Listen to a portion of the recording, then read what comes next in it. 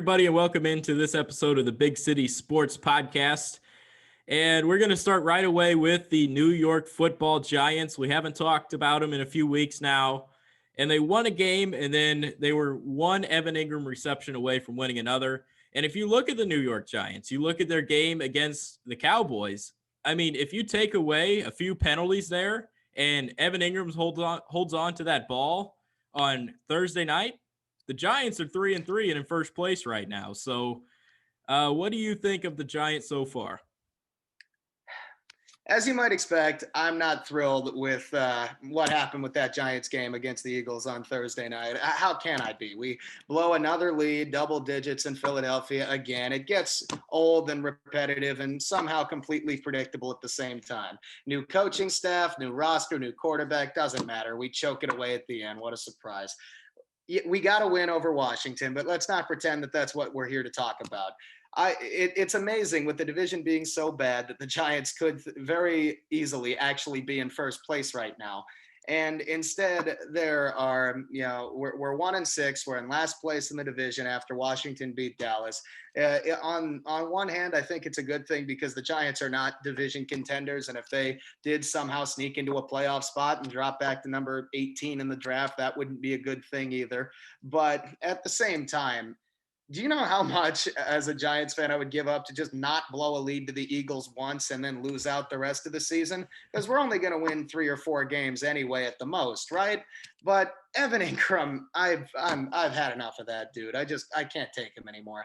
I've tried very hard to be patient with him because he clearly has a lot of talent, but he's in his 4th season now. He's still dropping the same passes he did as a rookie or going back to Ole Miss. He still can't block. He's still not a very good route runner, and he's still screwing us. He had 2 huge drops that led to an interception that wasn't Jones's fault and cost us the game with the second one. And the other scapegoat I want to talk about here is Andrew Thomas, because he has looked absolutely brutal at left tackle. And I think he's a great reflection of Dave Gettleman's overconfidence in his drafting, because we had the 4th pick in the draft. There were 4 main tackles available with Thomas, Dredrick Wills, Mekhi Becton, and Tristan Wirfs. And most people had Thomas ranked as the 4th of those 4. We could have traded down to number 9 or 10 or somewhere in there and still picked Thomas. But instead, we take him at 4, and he's looked worse than all of the other 3 by a country mile. And I get Nate Solder opting out, thrust him into the left tackle spot right away, but those 2 have been 2 of the biggest issues on a team that has a lot of things to worry about, and it's helped contribute to another horrible start to a season. I agree with you on Andrew Thomas. He has not looked good at all, and you didn't even want him going into the draft. I mean, when he got selected, you're like, okay, they couldn't go wrong with these 4 tackles, but I mean, you did end up getting the worst out of them so far. I mean, there's still a lot to go on to their careers, but he has not looked good, like you said, from the start. So hopefully he can pick that up a little bit. They did split snaps with him a few weeks ago because he was late to a meeting or something like that. But Andrew Thomas hasn't looked the best so far. It was good news to get Sterling Shepard back, to get a number 1 receiver on their team last week, and he came out and made plays again. When he's healthy, he's a very good receiver, and I think he could be crucial for Daniel Jones going down the line. He very well could. I want to digest these issues on offense one at a time here. I'll start with Thomas. We'll go back to that Washington game for a minute, because that's the one that Thomas was splitting snaps for with Matt Parrott, the rookie we took in the 3rd round in this year's draft. And Parrott looked significantly better in limited snaps than Thomas did, which is not a great sign. There was a 3rd down run in the Washington game where Thomas got beat immediately. And in the Philadelphia game, he was even worse. He was getting beat, especially in pass protection, but his run blocking hasn't been much better. It's been a major issue. I personally had Thomas as my OT3 of those 4, but when the Giants took him at the 4th overall pick, I tried to talk myself into thinking, all right, at least it addresses a need. Yeah, I liked Isaiah Simmons a lot. If we stick with the tackle, I would have preferred Wills or Becton personally. I liked Wirfs a lot, but I was worried how he would fit in the Giants scheme, but he's looked great. So either way, though, any of them have looked a lot better.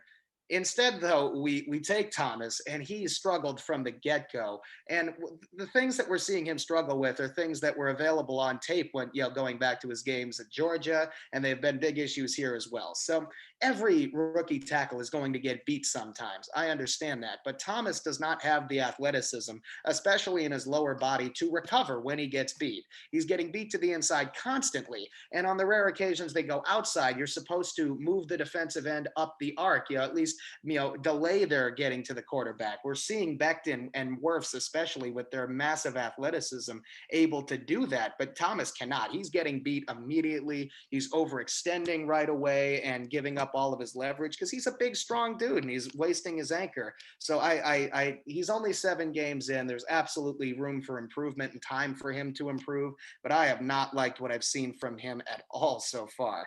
And I don't think that's an encouraging sign going forward. Yeah, it's been rough sailing so far in his career, so hopefully he can pick that up these next few weeks. And you said mentioning stuff about the other things on the offense, and their running game looked pretty bleak. I mean, they did lose Devontae Freeman early in that game, and that could be a issue there. But I thought Wayne Gallman looked decent. He wasn't phenomenal, but then you also had Daniel Jones running the ball pretty well. Obviously, a lot of people look at the long run where he stumbled, but I mean, he's actually been running the ball really well this year. And I think he added another interception this week. So there's a little up and down with Jones, but I thought he had a pretty solid week all in all.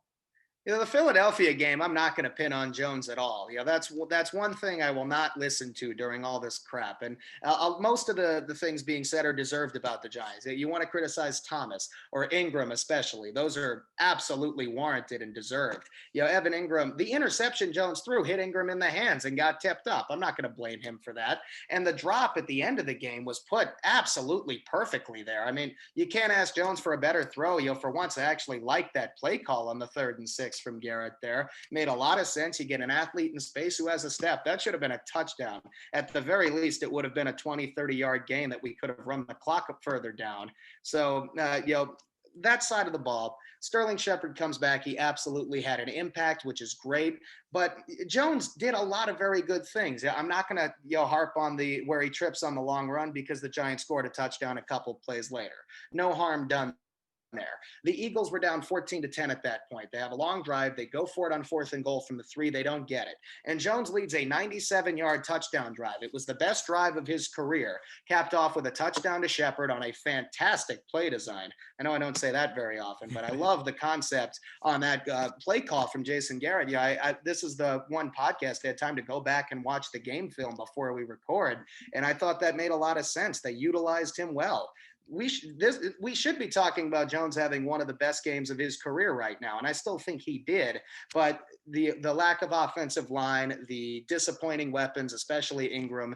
I mean, he made a great throw to Golden Tate for that touchdown too. I mean, he was making plays. So I'm still not sold on him one way or the other, but I don't think pinning the Philadelphia game on him is fair at all.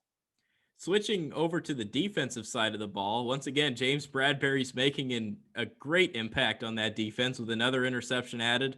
But outside of that, the Eagles' passing game was clicking on all cylinders. Richard Rodgers might be a surprise. He was the leading receiver in that game. Carson Wentz, 359 yards, 2 touchdowns, the game winner to Boston Scott on the corner. What do you think of the defense so far for the Giants? Well, let's start with the game winner. Tell Jabril Peppers to turn his head around there. I mean, if he does that, he could knock it away or possibly intercept the ball. Now, I mean, did any of this surprise me? Of course not. It's a great throw from Carson Wentz. I get that. But it never should have even gotten to that point. The Giants defense has played very well for most of the season. Pretty much every game except for the San Francisco game, they've been getting stops. They forced 5 3-and-outs against Philadelphia. It didn't look like it was going to be a great start because the Philadelphia drove right down, scored a touchdown on the first drive, but had a lot of trouble getting things going after that up until the very end of the game. The Giants' 2-minute defense has still been a major problem for years. That's gone back several coaches and several defensive coordinators, and I don't see it changing anytime soon. The second corner spot across from Bradbury is still a major weakness. I mean, we've tried 3 different guys there now. So, with DeAndre Baker being cut amidst his legal troubles and Sam Beal opting out of the season, the Giants tried Corey Ballantyne. It was a 6th-round pick in last year's draft. he looked absolutely horrible in the first couple of games. Then they tried Isaac Yadam, who the Giants acquired from Denver right before the season for a seventh round pick. He also looked horrible for a couple of games. The Giants finally have settled on Ryan Lewis, who was on the practice squad most recently, and he played pretty well, especially in the Rams game, and has been slightly better than the other two since. But he's being exposed late in these games. He was in the Dallas game when Michael Gallup had a couple great catches, and he was at the end of the Philadelphia game as well. And the Giants, we're seeing some inconsistency in the back end. We're not seeing much of a pass rush here at this point. Devontae Downs is just not an NFL linebacker, and he was forced back onto the field because Tay Crowder, who was Mr. Irrelevant in this draft and played pretty well against the Washington football team and the Rams, got injured and placed on IR. There's issues at all levels of the defense. Patrick Graham, I think, deserves a ton of credit. The Giants have gotten a lot more out of their defense under him than they did under James Betcher the last couple seasons, but the personnel is just simply not there to succeed. Yeah, the offense is definitely the better part of the team so far. And if you can fix those issues, then I think, especially the offensive line, then they might be able to put up some more points this year. But that defense has been pretty bleak outside of James Bradbury. Do you see the Giants getting rid of anybody for the trade deadline? Do you think maybe Evan Ingram's on the move or someone like that? I'd be surprised if Ingram himself is on the move, but I do want to go back to one point there. I'm actually going to disagree entirely. I think the Giants' defense has been a lot better than the Giants' offense. The Giants' offense is more talented, but up until the last game or two, they haven't done anything. They were averaging 11 points a game in the first 4 weeks. They didn't score a touchdown in two full games in the San Francisco and Rams games. The Giants' defense was holding them into these games despite their lack of personnel. So that's part of the reason I want to give Patrick Graham a lot of credit. There's clearly been a lot of improvement. It's not perfect, and the ceiling is obviously limited with the lack of personnel, especially in the secondary. But I want to give them a lot of credit for battling and keeping the Giants in most of these games. They just need to work on a few things to execute, especially at the end of a game. So the offense, to me, has been the bigger problem, even though it's more talented. But we're starting to see a sell-off already from the Giants. They traded Marcus Golden, who's barely been used, to Arizona for a sixth-round pick. A sixth rounder is better than nothing, but come on, Gettleman, value your own assets a little bit here. He could have gotten at least a fourth. I don't think he's going to be the last one. There's been rumors about Golden Tate. If we can find a taker for his contract, please get rid of him. It wasn't worth it at the time. Kevin Zeitler has also been mentioned, and I don't know how I feel about that one because he's been by far the Giants' best offensive lineman. He does have some value, but Jones already doesn't have any time to throw back there. So I think they're going to be willing to listen on most of these guys, but other than guys like Sterling Shepard or Zeitler, there's not guys with a lot of value, and I don't want the Giants to give up on the few valuable players they have if they can't get a significant return. Yeah, I could second that one right there. But the thing with Golden Tate, he finally got in the end zone. He looked decent on his one catch going back to Philly where he used to play. So that was nice for him to get in the end zone. And maybe now's the time you trade him. A lot of GMs saw that play on a Thursday night and are like, hey, maybe this guy still has a little bit of jump in his step. He's just a product of poor offense so far. But who knows? That contract has been hideous from day one. So it's going to be hard to unload something like that. But we're going to go over and switch gears to the New York Jets. The Jets dropped another game. No surprise, but they actually looked decent. They looked really good on defense for a little while. They bent but didn't break. And I'm going to say Sam Darnold is horrible. Sam Darnold had a terrible game. Terrible. This guy threw 12 of 23 for 120 yards and 2 interceptions. It was just a terrible game for Sam Darnold. It was. I've been pretty patient with Darnold overall because every game there are flashes from him, and he is obviously not the only problem on that Jets team. There are several. Pretty much everybody on that team outside of Mekhi Becton is a problem. So I've been trying to be patient with him. You see the flashes. In this game, though, he deserves a lot more criticism, I would say. The Jets, weirdly enough, were actually controlling pretty much the entire first half of the game for a change. They had a 10-0 lead. Their defense played extremely well throughout. I want to give them some credit on that side of the ball. Never gave up a touchdown. Yeah, that's impressive. But on the offensive side, there is one very clear play to me that just changed the entire outcome.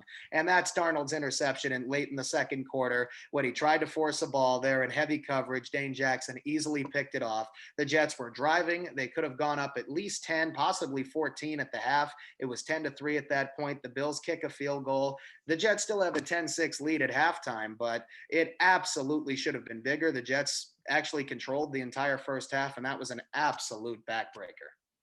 Yeah, for sure. It was a crazy game for the Jets. They got some production out of the ground game though. That's one positive outlook from the offense. The receivers, Denzel Mims had his NFL debut, 4 catches, 42 yards, but he was the leading receiver with Jamison Crowder being out. They had to find someone to step up. Looks to be Mims for a little while. Hopefully Crowder can get back if he stays on the team. But anyway, the ground game looked good. Frank Gore had 60 yards rushing on 11 carries. And then LaMichael P. Ryan, the rookie, with 39 rushing yards, and he got his first touchdown of the year, first touchdown in his career, too. The only touchdown of that game. The Bills never scored one. That was the Jets' only touchdown. But yeah, P. Ryan, I thought, has a decent ceiling. Frank Gore, as great as he has been in his career, we know what he is at this point, and the Jets need to get more looks to their younger running backs, especially with Le'Veon Bell gone. Get P. Ryan the ball. They did finally put him in more in the second half. He struggled big time in pass protection, and I understand that that's an issue, but there's going to be growing pains, and the only way he's going to get better is getting him on the field. Gore is a great teacher for something like that. But the Jets' offense in the second half deserves a ton of criticism. They totaled 4 yards of offense in the second half. 4. I mean, that's just not going to cut it, obviously. Dowell Loggains was calling the plays in this game. I know we mentioned that possibility last episode. Gase finally, dropped a little bit of his ego and gave up the play calling duties. It looked to be effective at first, but eventually Loggains's limitations and the Jets' offensive limitations were exposed.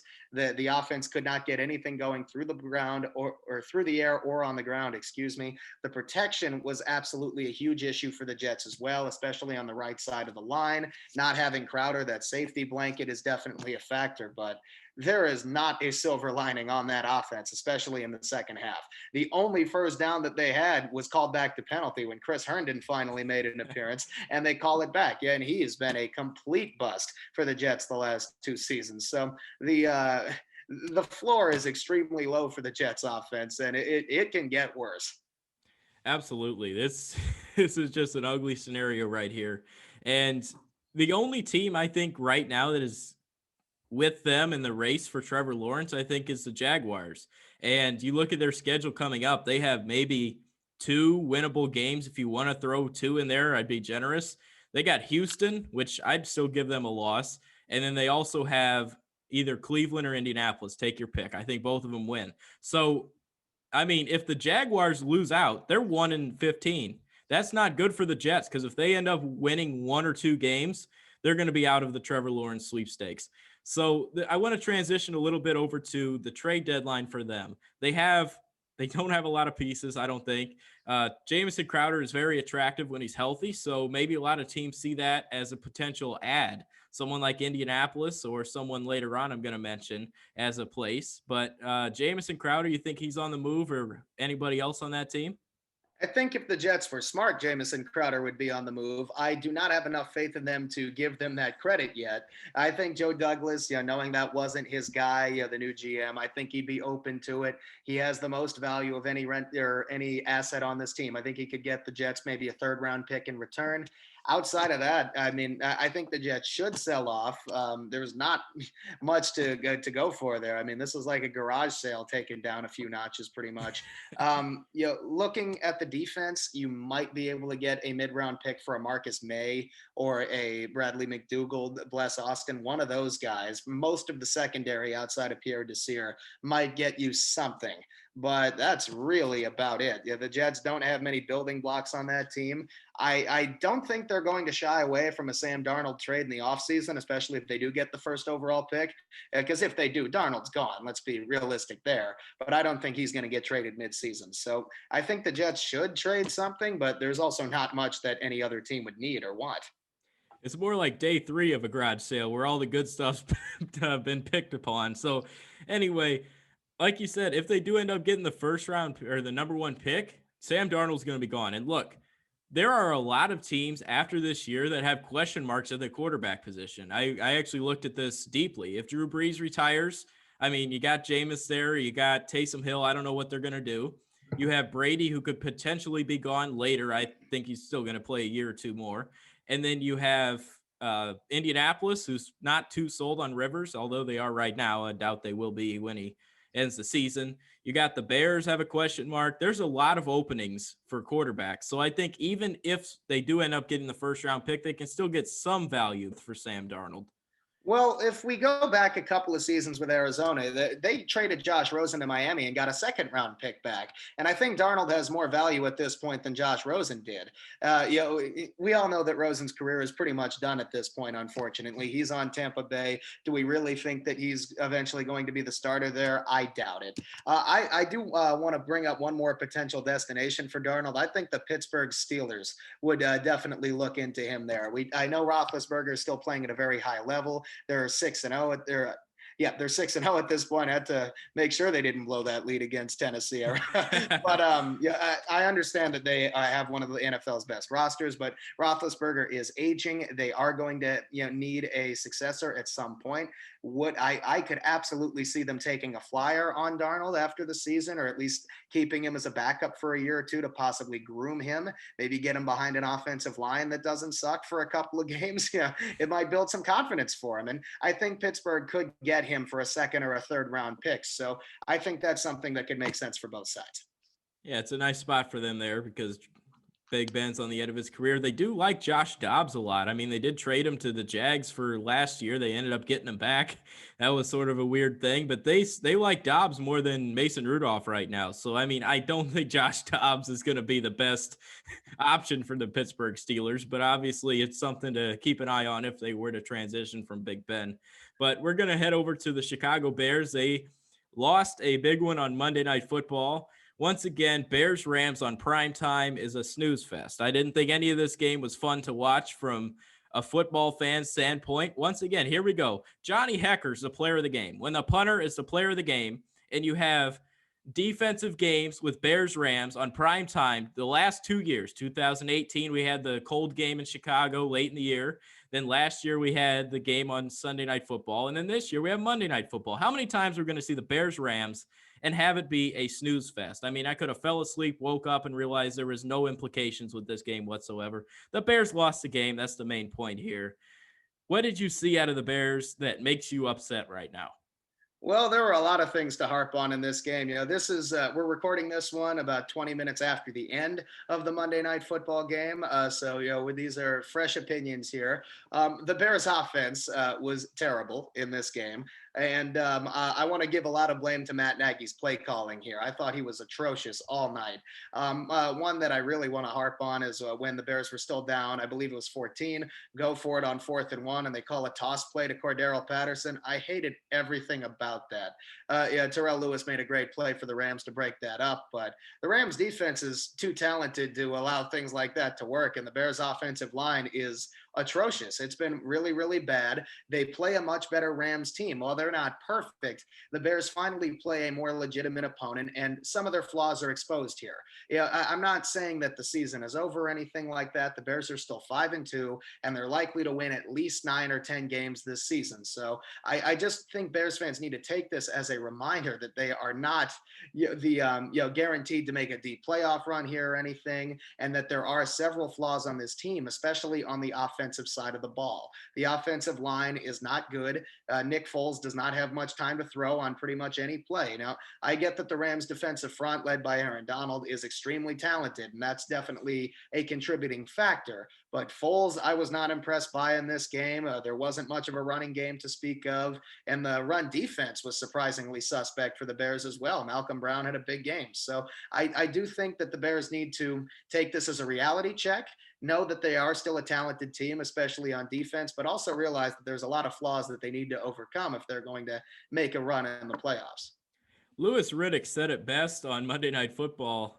He said on ESPN, he said that the Bears are a 3-facet team. They have to win with defense, offense, and special teams. They need to get performances out of all 3 of them to have big weeks to actually win games because the offense isn't going to score enough points to do that. And I agree 100% with him.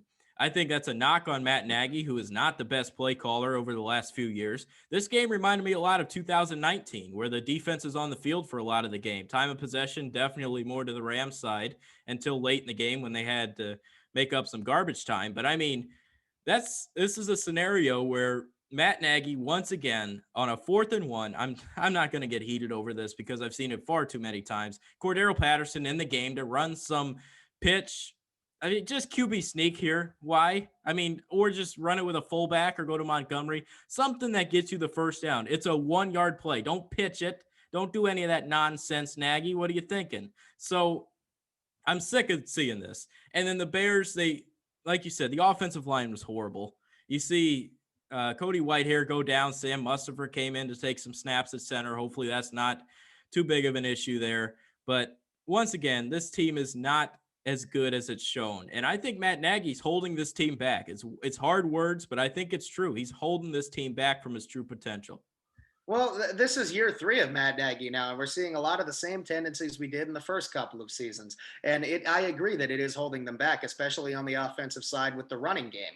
With Tariq Cohen being out, I thought David Montgomery would have more opportunities to run the ball up the middle, but that's just not really the case. We're seeing way too much predictability in the offense.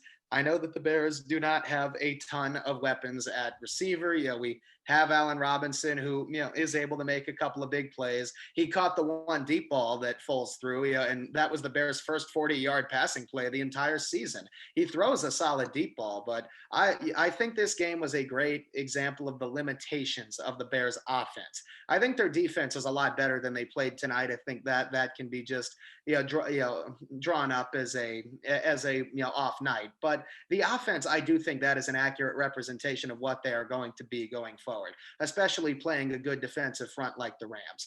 Nick Foles struggles a lot against zone coverage, and it's something that he should be a little bit better at this point in his career. He's been around for 8 seasons or so now. He's a lot better against man, and that's typical of younger quarterbacks. But I think Foles has a lot of trouble just seeing a soft spot in the zone and taking a shorter pass. And that interception he threw in the red zone when the Bears had a solid drive going was an absolute backbreaker in this game as well. He makes a horrible decision there. It gets tipped up and intercepted. A great play by the Rams secondary, but also a ball that never should have been thrown. And I do think Bears fans can expect to see more of that throughout the season. Absolutely.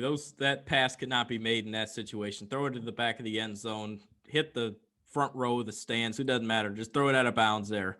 But all the things that you have brought up when it comes to Nick Foles' weaknesses, where, I mean, he throws a great deep ball. That's a good positive thing. You can't do that if you don't have time with the offensive line suffocating. So that's something that needs to be developed over time. You saw he was already getting crushed by the time he had Mooney, I think it was, wide open down the sideline when they were almost had a safety there. So, I mean, he has no time to throw the football, and he doesn't have time to read the zone defenses when they're all piled in. That's why I think he succeeded in Philly. Look at their line the year he won. Lane Johnson, Jason Peters. They had a bunch of big, good offensive linemen there in Philly. And he had time to sit back, actually read his own defense, make some throws, and actually had time to set up a deep ball. He hit Alshon Jeffrey on one a few times, and that's what actually helped him. So he's done well in Philly, and he also only does well with a good offensive line. He didn't have one in Jacksonville, snapped collarbone, gone there.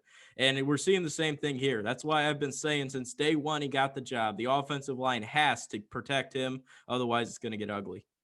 Well, that's true for any quarterback. If you have a bad offensive line, it's going to severely hinder how far a team can go in the regular season, in a division race, or especially in the playoffs. The Foles, offensive line, the tendencies I'm seeing are similar to a season with the Chiefs. I'm seeing a lot of the same issues there. This is before the Chiefs got amazing, like they've been the last couple of seasons. But we're talking like the 2014 era Chiefs before Patrick Mahomes and possibly before Alex Smith showed up. It's giving me vibes to when they had Brady Quinn as their quarterback. So, Foles, I do think is a better fit for this offense than Trubisky, and he's going to get them further than Mitch Trubisky would, despite his athletic limitations. But at the same time, his decision making needs some work, and the deep ball he might occasionally hit is not enough to make up for his deficiencies. And then you also mentioned that the Bears' special teams needs to be good, but I do not see that happening. Did you see Ted Ginn returning punts tonight? Yeah. He just, he lets every punt bounce. And I get that Johnny Hector is fantastic and played one heck of a game there, pun intended. But I mean, Unintended. pun intended. But I mean, Ted Ginn, all he needs to do is step up and make a fair catch there, and he couldn't even do that. So I think it's safe to call that a failed experiment. And he is absolutely holding the back special teams. Yeah, the Bears did block a field goal tonight. Yeah, that was one of the few bright sides. Yeah, their one touchdown was scored defensively. So yeah, despite the mediocre game from the Bears defense, they still generated more points than the offense did. So I think it's very clear where the Bears' strengths and weaknesses are, and they need to make some moves to address the weaknesses if they're going to make any sort of run. Speaking of moves, we're going to talk about their trade deadline acquisition. So, do you think that they make any moves? I got three names. One of them is just going to send the Chicagoland faithful just into frantics when I bring this name up. But we're going to go from 3 to 1. Number 3, I look at Kevin Zeitler. You mentioned him being available. I think he could absolutely improve that offensive line, something they should upgrade there. Number 2, I look at Jamison Crowder, give them a legit slot receiver. You have Mooney on the outside, then you also have Allen Robinson on the other side as the X receiver. I think that could happen. And then here's my number 1. This is not going to be good for the Chicagoland. It brings in another big wide receiver. How about you bring back Alshon Jeffrey? Ooh. Oh man, that would be interesting. Have them bring back Brandon Marshall while they're at it. Jeffrey would not cost much to acquire at this point. He still hasn't played for Philadelphia yet this year. So if they want to take a flyer, it would cost them a 6th or 7th round pick. Definitely could see Crowder or Zeitler being options. If Zeitler is truly available for the Giants, the Bears can probably get him for a 4th or 5th round pick because Gettleman doesn't value these guys very much. And Jamison Crowder, I think, would be a very good fit in that defense.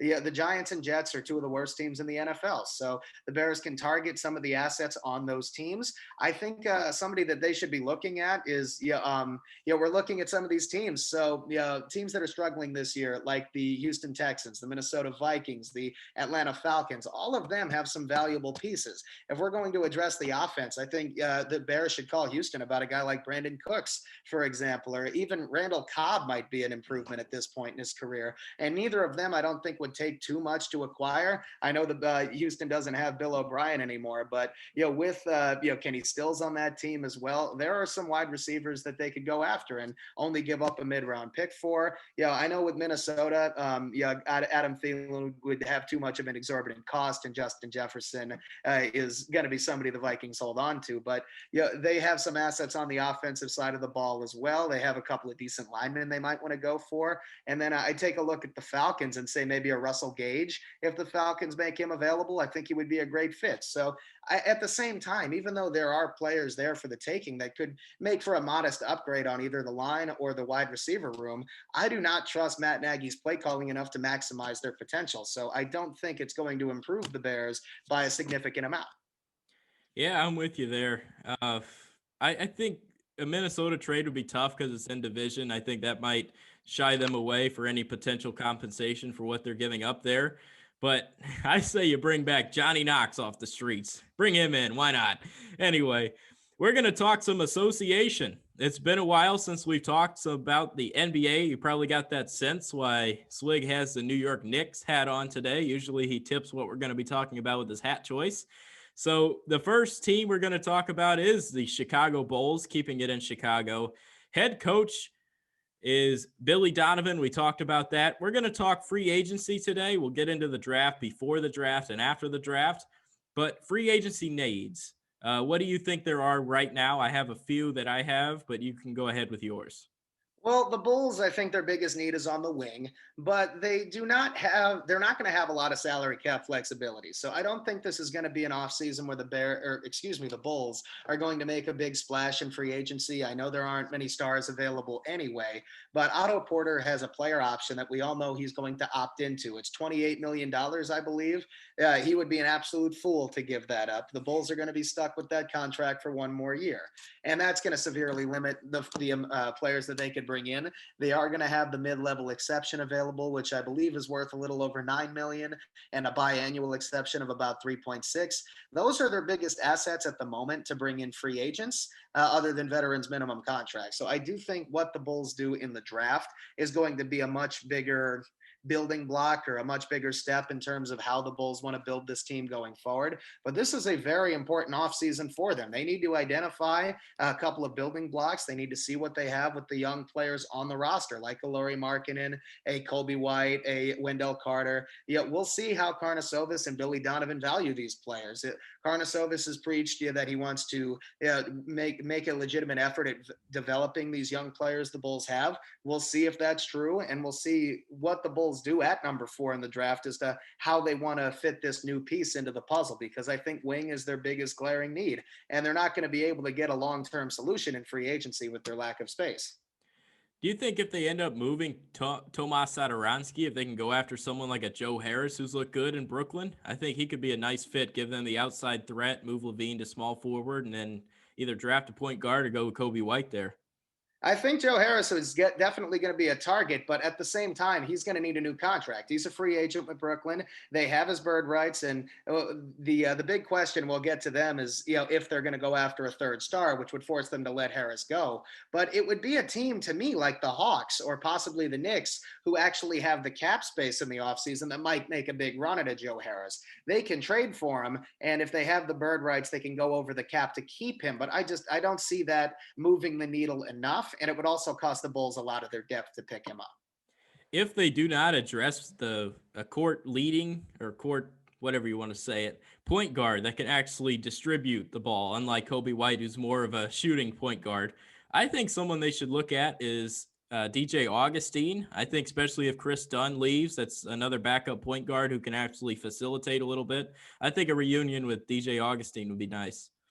He would definitely be a solid fit that they could get for either one of the exceptions I mentioned or a veterans minimum deal. So he would be somebody they could bring in. I could see that happening, but at the same time, I think the Bulls are going to try more, give a bigger effort to developing Colby White to see what they really have in him. If they want to give him some time at the 2 next to Chris Dunn, if he's kept, or let him run the point with Levine at the 2, I'd like to see what all he could bring to the offense with the various pieces on that team. But I think the Bulls need to focus on the defensive end of the court here if they're going to bring in a wing in free agency. We all know that Zach Levine, as much as he's developed into a legitimately great scorer, has a lot of deficiencies on the defensive end of the court. Markkanen and Carter, while they have talent down low, they have some defensive holes in their games as well. And they're also struggling with inconsistency, Markkanen with the injuries. So there's a lot of question marks here. And with a new front office and a new coaching staff, it's going to become apparent very quickly who's valued by this coaching staff and who isn't. I think the number one player that they're actually going to get out of all these free agents that they can sign, especially with cheap deals, I think first of all, Lauri Markkanen is going to be traded. I don't think he's going to stay with this new regime. I think he's gone. I think we've talked about backup center being an issue for them and something they need to upgrade. It's not Cornette or Felicio. I think Nerlens Noel fits with Chicago. Nerlens Noel, man, if he didn't turn down that contract a few years ago, who knows what his career would be like. But yeah, Noel could definitely be a fit. And I think he is somebody that the Bulls could afford.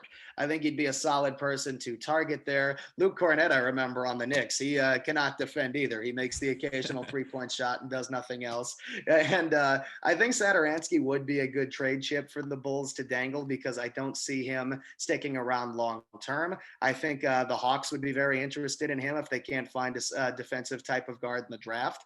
So yeah, there's only a couple of teams with the salary cap, not increasing like it has in previous years that have the flexibility to take on a contract from the Bulls or make a trade where they could give up some depth. So I don't see there being a lot of big moves from the Bulls as in free agency this year. I think the 2021 summer is going to be much bigger there. But they do have the fourth overall pick. I think that's going to be the biggest piece that they add to the roster this offseason. And we'll talk about this in another episode, but there has been rumors that the Bulls are looking to trade that number 4 pick. So we'll get to that later on. But for the Bulls, I think that wraps it up. Obviously, I think Fred VanVleet's a little too pricey for them, a lot too pricey. He can't fit in that system either.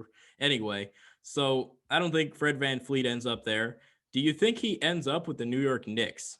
Oh, I hope not. I've seen those rumors since this started. Fred VanVleet is a very good player, but if the Knicks use all of their cap space on him, a good but not great player, it's not going to change a whole lot long term. I don't think he can be the franchise point guard the Knicks need. And also, why would he want to come to the Knicks? I still am going to ask that question. The biggest name the Knicks have gotten in the last couple of years as a free agent is Julius Randle, who's okay, right? He's a good but not great player. I don't see.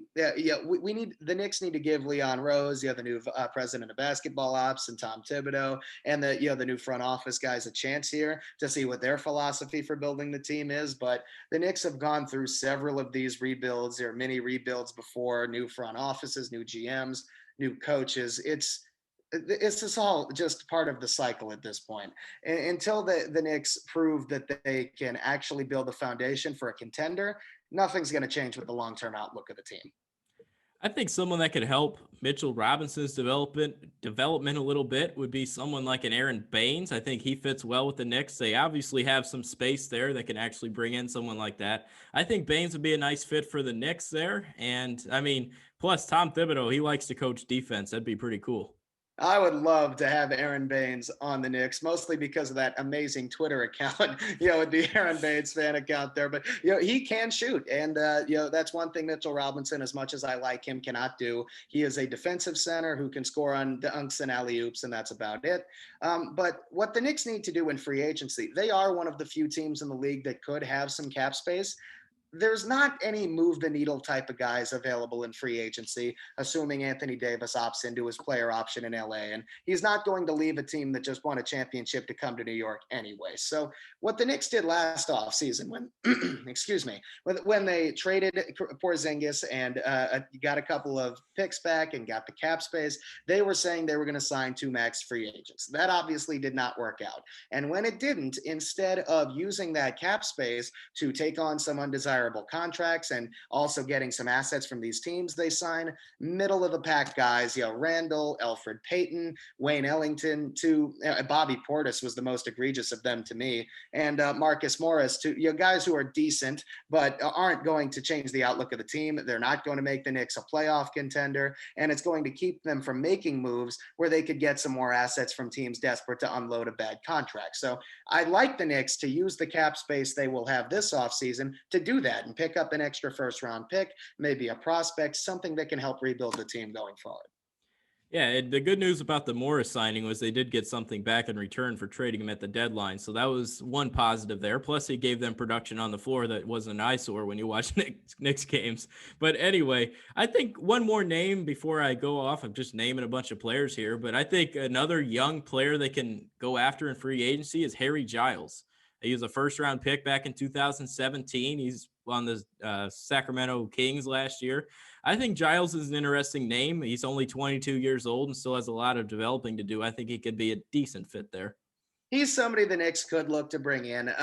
In terms of their cap space, it's all going to depend on. So pretty much every player I mentioned a minute ago that was signed last offseason has a team option for this second season.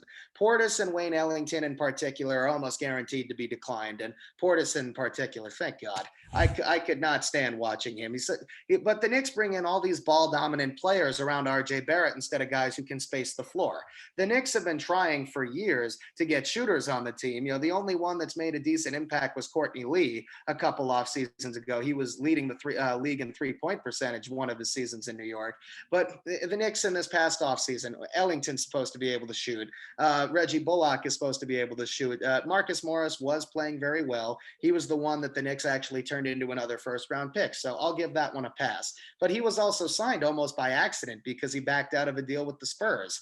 And when the Knicks spend all this money on guys like Portis and Taj Gibson, who, while nothing personal there, what is he going to bring to the team at this point in his career? He's a decent mentor for Mitchell Robinson, but that's about it. He doesn't do anything on the court, and he was the Knicks starting power forward for most of the season last year. So I don't trust the Knicks at this point to bring in guys who can space the floor for Barrett or Mitchell Robinson, neither of whom are shooters. And they're the two most talented players on the team. They could run a deadly pick and roll combination.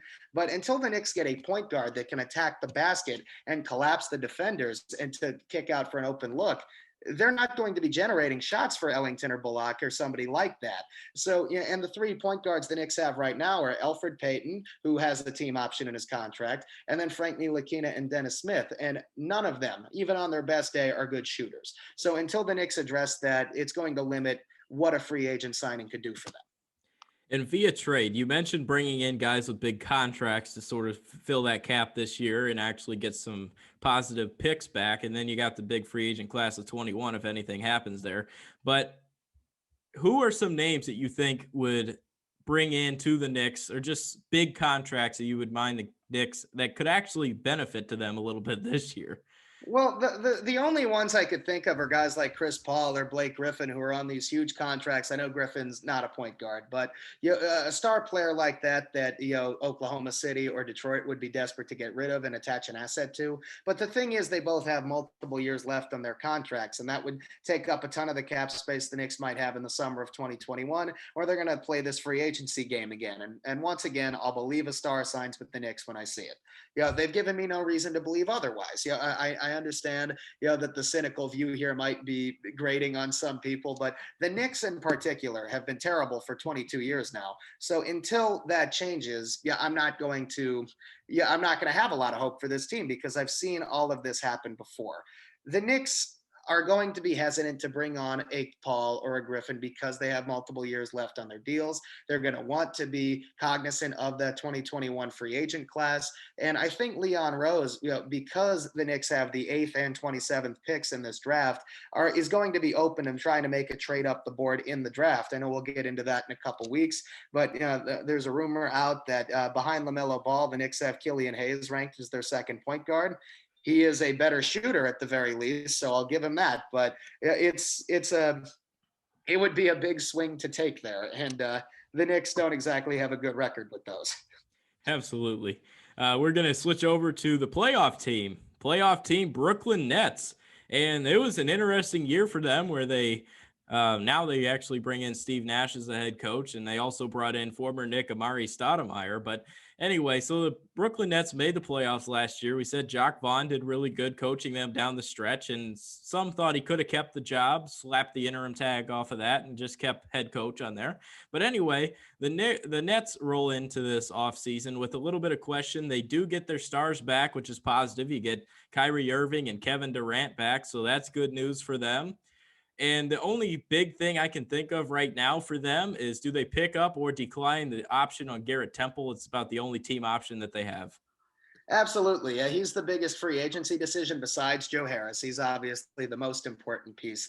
The Nets, all 3 of these teams that we cover, have a new coach. And with the Nets, bringing in Nash, a first-time head coach, and Amari Stoudemire, a first-time assistant, bringing back that mid-2000s Phoenix Suns pick-and-roll combination. So we'll see how they work together off the court. But, their basketball credentials are unquestionable. And we've seen some other point guards jump in and be coaches shortly after their playing careers with Jason Kidd and Derek Fisher in recent years. But both of them had let's say, mixed results at best as a head coach. Steve Nash gets to come in with Kevin Durant and Kyrie Irving on that roster. But at the same time, Irving is very injury prone. We've seen the hampering injuries that have taken a toll on him over the years in Cleveland and Boston before Brooklyn. And Kevin Durant missed all of last season. Will be coming back off the torn Achilles from the NBA Finals 2 years ago. there's a lot of question marks. The big thing that the Nets are going to be looking at is, are they going to try to trade for a third star player? But both Irving and Durant are ball dominant on their best days. So if they bring in a third star, they're going to they're going to need to manufacture 16, 18 shots a game for him. And they're going to have to give up all their depth to trade for a guy like that. Their depth guys like Jared Allen or, to a lesser extent, Karis LeVert, maybe. They don't have a lot of trade chips on that team. And if they trade all their depth for a star, it's going to remind me a lot of what the 76ers did when they traded for Tobias Harris. They had a very solid starting five, but absolutely no depth, and that took its toll very quickly in the playoffs for them. I think it would be a similar situation in Brooklyn. I agree. I mean, Karis LeVert is a very good NBA player. Like, he's not an all-star that's going to wow you or anything, but he can complement that offense really well when you have Kyrie and you have Durant on the floor. And I still think Jared Allen is one of the best young centers in the game right now. So I don't think, I mean, obviously they do want to bring in a third if they have the opportunity to actually gel with them. I think that'd be more player oriented with Kyrie and Durant willing that way there. But I think from an organizational standpoint, they really need to look at this roster and be like, okay, we actually have some ball players now. When they're healthy, we can actually go on a run. And I wouldn't be surprised to see them move the big contract to DeAndre Jordan, maybe to the Bulls or someone like the Knicks that can actually take on those big salaries. Well, the Knicks took on DeAndre Jordan's contract once. Why the hell not do it again at this point? But similar logic. Yeah, he has more than 1 year on his deal. He signed a 4-year contract in Brooklyn, has 3 years left, and Irving and Durant both took a little bit less money, so Jordan could get $10 million a year with Brooklyn. I'd be surprised if they trade him so quickly, even though I do like Jared Allen at this point. Allen has a lot more value. So if they're going to get a third star, Jared Allen has to be part of the package going the other way. I still think that Karis LeVert could develop into a third star player on that team, or at least play the role of one. He is a very, very good player who took over that team for stretches of last season, with Durant being out the whole year and Irving missing a lot of the season as well. He showed how much value he has. So what the Nets, I think, need to do is keep that depth, because if one of those star players goes down again, which seems likely at this point, they're going to need these guys to pick up some slack. And if they trade all of their depth, it's not going to get them anywhere in the regular season, with both Boston and Toronto in that division, and Philadelphia to an extent as well. So they need to be cognizant of that. Most of these teams have some talented guys that they bring off the bench. The Nets could do that if they keep guys like Karis LeVert, keep Joe Harris around, maybe even to a lesser extent, Luau Cabarro, who played well in the bubble. Yeah, I don't think he's getting talked about enough. So the depth is actually there. What they need to do, especially if Irving and Durant miss time, is develop the young players they have, similar to the Bulls with Markkanen and Wendell Carter, for example. I like that idea a lot. And even Karis LeVert's injury prone to an extent. I mean, he's had the freak injury that you don't want to call him injury prone when something like that happens, but he's had some nicks and knacks here and there. So he's also injury prone to go with the 2 stars. So having that depth is never a bad thing. And if you trade that depth, they could really, for lack of a better term, sorry, Kyrie, hamstring you to where you can't go ahead and actually make those moves. So I think having depth would be a great idea for them, especially from a front office standpoint, and just build up this team because they have a lot going their way right now. They do, and they do have a first-round pick at number 19 overall as well that they could use to try to supplement the depth on that roster. But the reason we're talking about trade chips and leverage is because the Nets have no cap space whatsoever here. So the only way that they're going to generate any flexibility is with the trade. So if there are some veteran free agents who think that the Nets are a legitimate title contender, they might be willing to sign for the veterans minimum, similar to what David West did in Golden State, for example. They might be able to bring 1 or 2 guys in like that, but those are the only contracts the Nets will be able to sign. They have $133 million tied up in their roster right now. If they do end up keeping Joe Harris, they have his bird rights. They can go over the salary cap to keep him, but that'll further hamstring them. Again, sorry, Kyrie, even further. So it's going to be, are the Nets going to be patient, or are they going to make a big trade and try to get another star to complement Irving and Durant? And both of those options you could argue for. If they do make a trade, it will obviously cost them their depth, and it would also make that championship window smaller. It might enhance it for a year, but I think it would make it a shorter window. So they, with a first-time head coach, they have a lot of question marks going into this offseason. Absolutely. And like we said early on in this episode, we're going to get to the NBA draft in later episodes. So stay tuned on that. But that's all that we have today. A lot of NFL, a lot of the association, I like to say. So we had a lot of good talks today. Hope you guys enjoyed it. And remember to click subscribe and comment on it. We had a nice comment last week. He definitely shared his thoughts about the Bulls, or not the Bulls, the Bears. So that was interesting. I like to see those things. And yeah, we might bring it up next episode when we get more in depth, but I appreciate it and stay tuned.